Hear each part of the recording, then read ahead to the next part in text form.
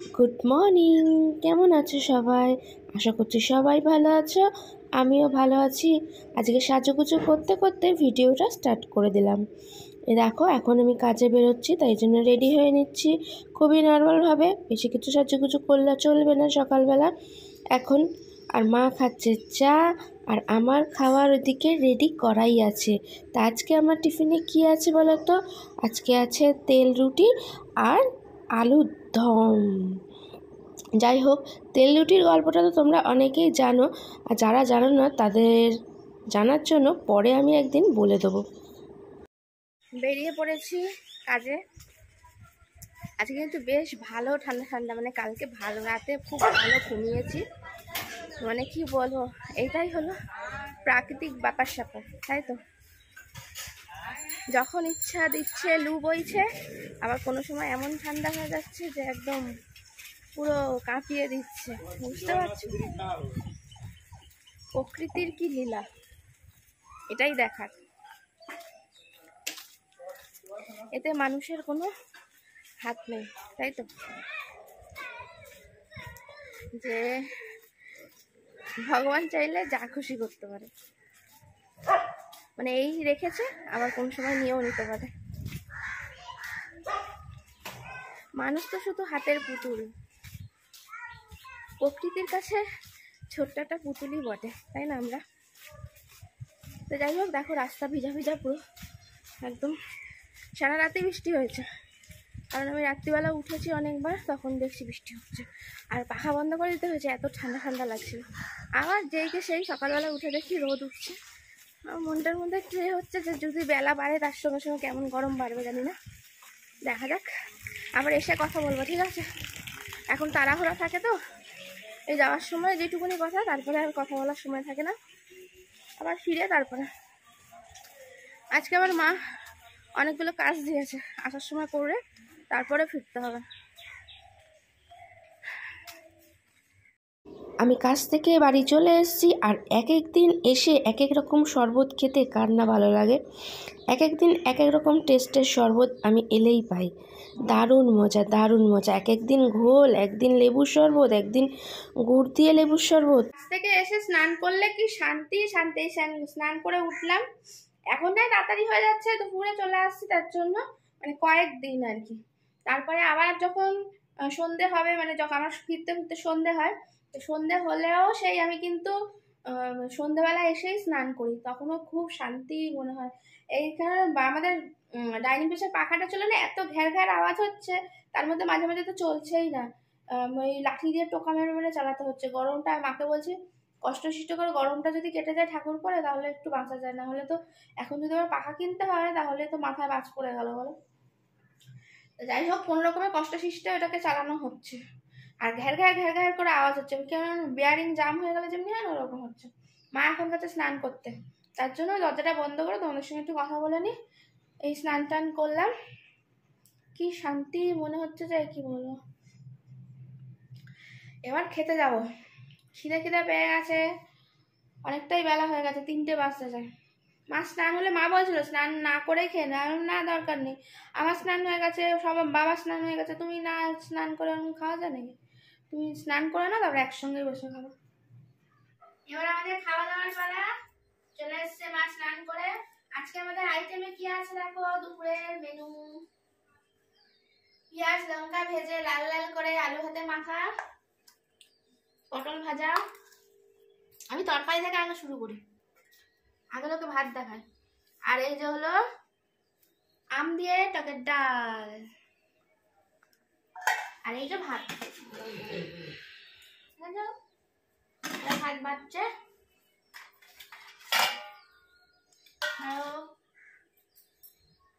আহা, আজকে দুপুরে তো টক ডাল আলু সিদ্ধ, আমার খুব প্রিয় জিনিস টক ডাল আলু সিদ্ধ।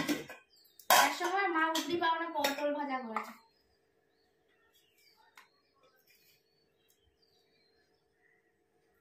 খেয়ে নি, হ্যাঁ। চলে এসছি নিচে ঘরে শুতে। দেখো মা নিচে, দেখো মা নিচে মোবাইল নিয়ে ব্যস্ত। মা শুধু ওই দেখেই যায়।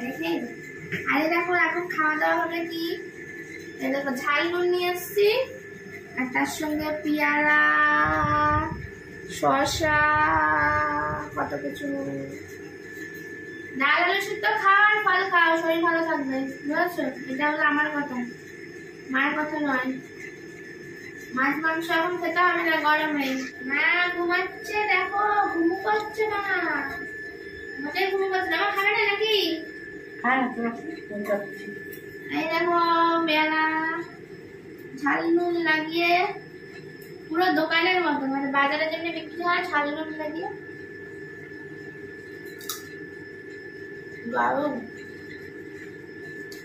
Good evening. জীবনটা কেমন যেন একঘেয়েমি হয়ে গেছে, কাজ, রান্না, খাওয়া আর ঘুম, এই করতে করতে একদম একঘেয়ে জীবন, আর ভালো লাগছে না। তাই যাতে জীবনটার মধ্যে তো একঘেয়েমি চলে আসছে, খাবারের মধ্যে যাতে একঘেয়েমি না আসে, তাই জন্য আজকে কি হচ্ছে বলো তো, মা সবসময় করে, দেখো মা, মাম্মি না লিচু জিনিস কোথায় পাবো আমি? তুমি এনে রেখেছো নাকি? না, এই যে তোমাদের বলে একঘেয়েমি হয়ে গেছে, তাই জন্য বলছে এনার্জি বাড়ানোর জন্য নাকি লিচু ড্রিঙ্কস খাই। তুমি খাও, যাই হোক, আমি উল্টো পাল্টা জিনিস খাই না, আমি আইসক্রিম হলে খাই, আইসক্রিম আমার ফেভারিট, এটা আমার মা জানে। দেখো ভালো মা, আইসক্রিম আমার ফেভারিট। তার খাবারের মধ্যে যাতে একঘেয়েমি না আসে, তার জন্য মা রোজ মানে যখন ঘুগনি এক একদিন করে, মটরের ঘুগনি করে, তারপরে যে কাবলি ছোলা দিয়ে ঘুগনি করে, মানে ঘুগনি বলে চানা মশলা করে। আর আজকে আমি বললাম যে একটু অন্যরকম, মানে অন্য কিছু করো যাতে একটু অন্যরকম মানে টেস্টটা হয়। যদিও বা করবো আমি, মা ভিজিয়েছিল মটর, তা ওর মধ্যে বলেছি হাফ মটর আর হাফ কাবলি ছোলা দিয়ে ভেজাতে, ঠিক আছে? একটু খাবারের মধ্যে টুইস্ট চলে আসবে, দুরকম দিয়ে একটা নিউ রেসিপি হবে। নিউ কিছুই না, কিন্তু দুটো মিশিয়ে টেস্টটা কেমন লাগে, সবকিছু সবার মধ্যে একটু নতুনত্ব করার চেষ্টা করলে না বেশ ভালো লাগে, বুঝেছো? নাহলে জীবনে একদম এমনি একঘেয়েমি ঘরে থেকে থেকে হয়ে গেছি, আর তার মধ্যে যদি এরকম রান্নার মধ্যে একঘেয়েমি হয়, আর খেতেও ভালো লাগবে না, কোনো কিছুই ভালো লাগবে না, হয়ে যাবো। এখন যদি আবার ঠিকঠাক আছি, আর দেখতে হবে না। আর আমার মা আর বাবা কি কাজে যে ব্যস্ত, কি বলবো, গুজুর গুজুর গুজুর গুজুর গুজুর গুজুর গুজুর গুজুর করেই যাচ্ছে। আমি এদিকে ভিডিও করছিলাম, এদিকে গুজুর গুজুর গুজুর। কি গল্প বাবা, কি ভালোবাসা উঠেছে।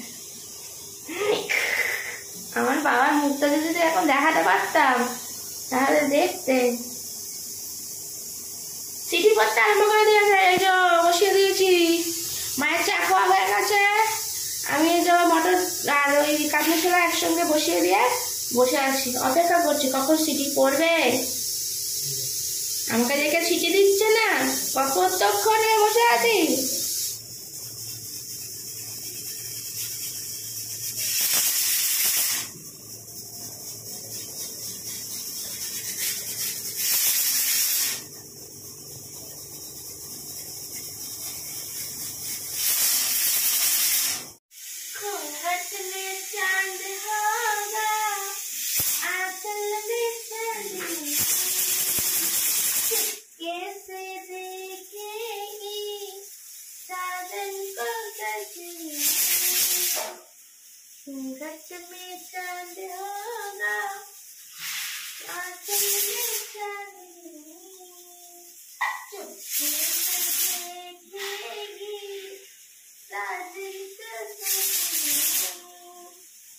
সিটি মারামারি কমপ্লিট। এবার মশলা করার পালা।